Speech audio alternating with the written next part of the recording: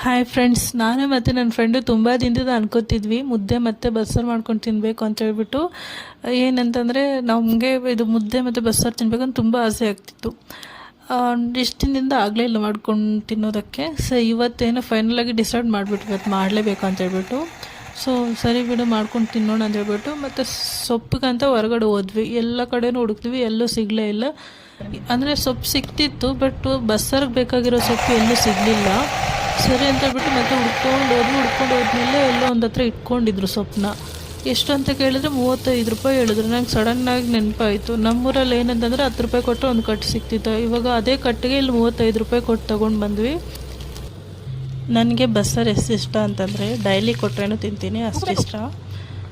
ನಮಗೆ ಈ ಬಸ್ಸಾರು ಮಾಡೋದಕ್ಕೆ 100 ರುಪೀಸ್ ಸಹ ಆಗಲಿಲ್ಲ.